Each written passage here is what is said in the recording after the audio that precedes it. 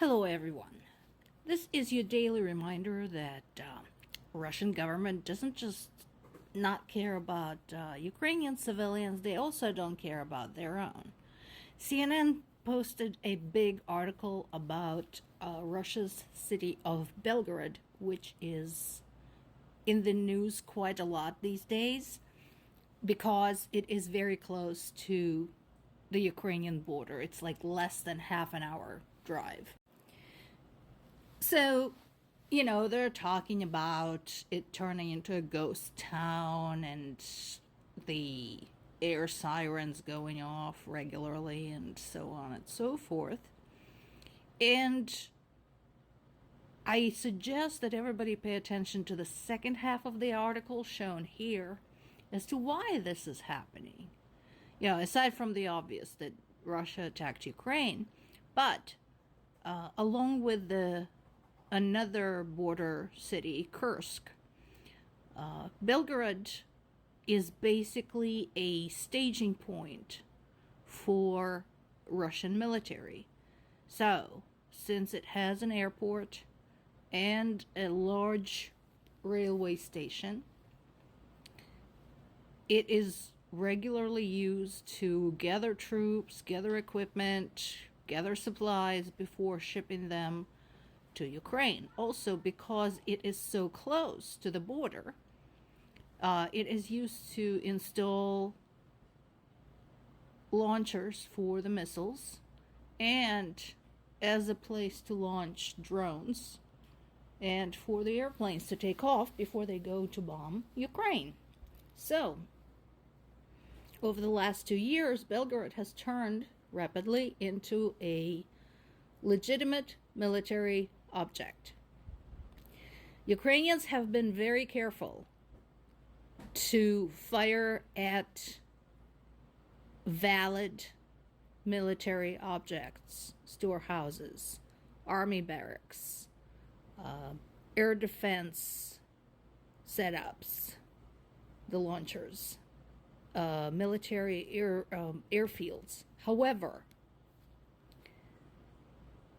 considering the frequency, we are going to have casualties. And there have been casualties in Belgorod. Now, when Russian government decided to use Belgorod as a staging point for the Ukrainian invasion, they should have evacuated people. They should have foreseen this. They should have known that this would become a target. But they didn't, because they don't give a shit. And so now their own people are suffering. Interestingly, there haven't been any protests in Belgorod. They keep, recording videos, writing letters to Putin, etc., somehow believing that this is just an oversight of the lower level government, that they're there, that they're getting bombed, that nobody's coming to save them. It still hadn't sunk in that basically it's just that their government just doesn't care. More of the same.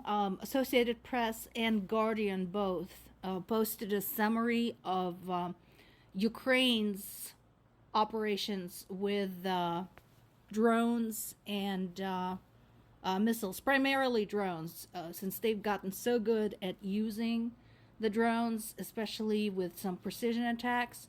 Unlike Russia, who fires like dozens of them at a time, Ukrainians are a lot more economical when it comes to. Because even though drones are among the least expensive and least complicated pieces of equipment, they still cost money. So, they make sure to use them as efficiently and effectively as possible.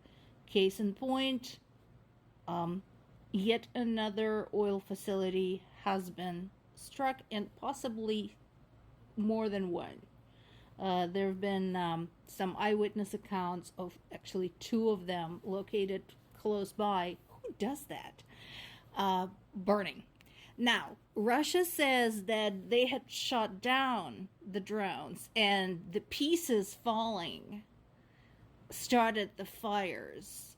Judging by the sound of the explosion and the size of the fire, that's one hell of a piece.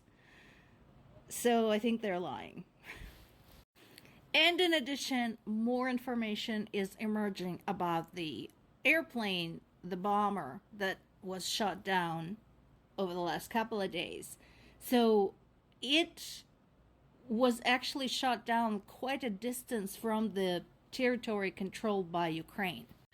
Unfortunately, it was destroyed after it had a chance to deliver a deadly strike against the city of Dnipropetrovsk and wound and kill people there and destroy some buildings. So that is too bad. Now here's the interesting part. I didn't know this. Right now there is a possible suggestion that this was hit with a modified S-200 Soviet-era surface-to-air missile system.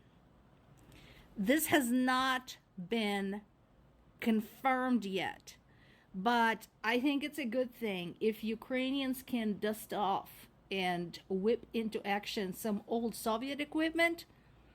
I'm good with that. And Ukraine is not the only one who has some. Some of the former members of the socialist bloc in Europe probably have some too. So if they can, like, transfer some across the border and give them to Ukraine, that would be fantastic. Because once we figure one time how to retrofit them for the current conditions, that would be a great help. Another item on the subject of Russian government doesn't care about its citizens. We already know that they have released a ton of male convicts to fight in Ukraine, so they're now considering doing the same for the female convicts. And, you know, because it's worked out so great with the male convicts, who some of them survived, went home, and continued, like, murdering and raping people. So, yeah, let's do that again. Let's talk about the classic definition of insanity. So this again is across multiple sources. This particular one, picture and headline, is from BBC, but it's covered pretty broadly. So I think for a lot of us who have been waiting for this to happen, for the aid package to pass for the last 6 or 7 months, the mood is, I'll believe it when I see it. For those of you following the thorny path this particular aid package had to take, there was a huge pressure initially from Donald Trump not to let it pass, because anything to discredit Joe Biden, anything not to give Joe Biden a success, and that would have been a success. So a couple of days ago, Donald Trump changed his tune. He did say that Ukraine's safety is crucial to the United States and globally. I don't know who wrote those words for him. I hope he doesn't say anything until after it's passed, because, you know, he changes his mind, you know, multiple times an hour. So I just hope the trial and other things keep him busy to stop him from saying anything about the aid package until after it has been voted on and taken care of. We'll see. More to come.